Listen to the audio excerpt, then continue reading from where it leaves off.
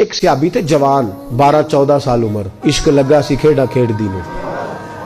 12-14 سال عمر تو ہر وقت حضور کے پاس رہتے تھے. صحابہ کہتے ہیں ہم نے سوچا ہر وقت ہی رہتا ہے. ایک دن نبی پاک صلی اللہ علیہ وسلم نے کہا ان کو ذرا بتاؤں تو صحیح ہے مجھ سے پیار کتنا کرتا ہے. صحابہ کو تجربہ کرانے کے لیے حضور نے اس سے کہا مجھ سے پیار کرتے ہو؟ اس نے کہا بیبا آپ کو پتہ ہی ہے سارا. تو حضور نے فرمایا جاؤ اپنے باپ کی گردن کاٹ کے لاؤ. کس کی؟ اوکھا جے بابا کام. ہاں اپنے باپ کی گردن کاٹ کے لاؤ. 12-14 سال عمر, چھلانگ لگائی. مسجد نبوی کے دروازے پر مولا علی شیر خدا کھڑے تھے. ان کی گردن میں تیر کمان تلوار تھی, کھینچی تلوار. اور جب دوڑے نا جذبات میں تو حضور نے فرمایا اسے پکڑ لاؤ, اس نے سچ مچ کاٹ کے لے آنی ہے. لے آؤ پکڑ کے. عاشق نزاکت جانتے ہیں. حضرت طلحہ بن برا بیمار ہو گئے. بیمار, دن میں 2 دفعہ میرے نبی تیمارداری کرنے جاتے. 2 دفعہ. اللہ کرے وہ بیماری میں ہی آ جائے. چر ہویا مینو ترلے لیندیاں کدی موڑ میرے ول واگاں, خواب میری وچ ایک وار جہاں میں ساری عمر نہ جاگاں.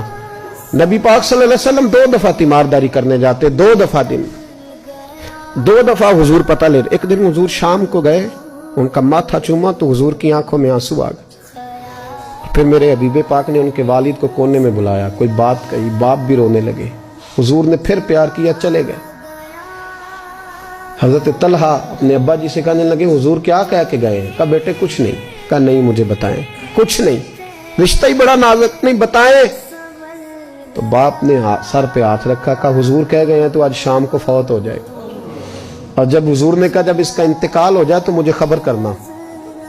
والد کو چارپائی پہ بٹھا کے تو حضرت طلحہ نے ہاتھ پکڑ لیا. عشق تے اگ دوویں ایک برابر, پر عشق دا سیک ودھیرا.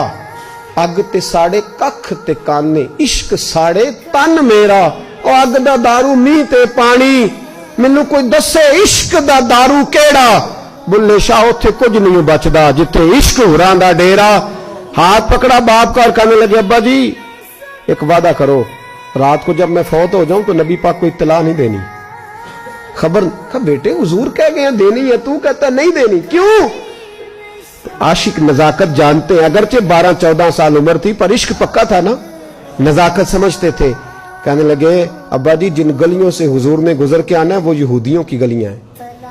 ایسا نہ ہو میرے جنازے کی خاطر حضور گزرے اور کوئی میرے نبی کو تکلیف دے دے, اس لیے خبر نہیں کرنی مصطفیٰ کو. آپ جنازہ پڑھ کے دفنا دینا.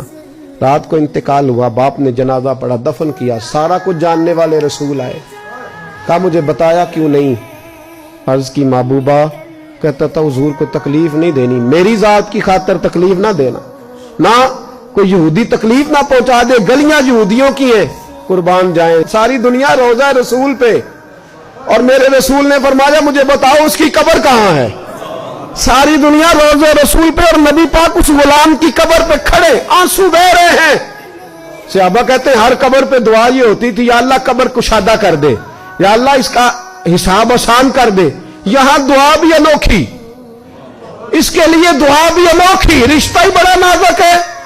میرے نبی پاک نے دعا بڑی انوکھی فرمائی. کہا اے اللہ جب میرے طلحہ کی تیرے ساتھ ملاقات ہو تو ذرا اس سے مسکرا کے ملنا, یہ تیری شان کے لائق ہے, ذرا اس سے مسکرا کے ملنا. کہتے ہیں وجد ہو گیا طاری, اس لیے کہ جو رشتہ نبی کا امتی سے ہے اور امت کا رسول سے ہے اس کی نزاکت کو صرف غلام جان سکتے ہیں. غلام جان. میں نے پچھلے جمعے بھی کہا تھا, وہ جو ایک شخص کہنے لگے آپ بتیاں لگاتے ہیں, جھنڈیاں لگاتے ہیں. میں نے کہا بس نہیں چلتا, ہم تو تارے بھی لگا دیں, تمہیں ہمارا پتہ ہی نہیں. میرا دل کرتا ہے گلی گلی پھروں اور یہ نعرہ لگاؤں جان ہے عشق مصطفیٰ, روز فضو کرے خدا, جس کو ہو درد کا مزہ وہ نازے دوا اٹھائے کیوں, اور پھر کے گلی گلی تباہ ٹھوکریں سب کی کھائیں کیوں.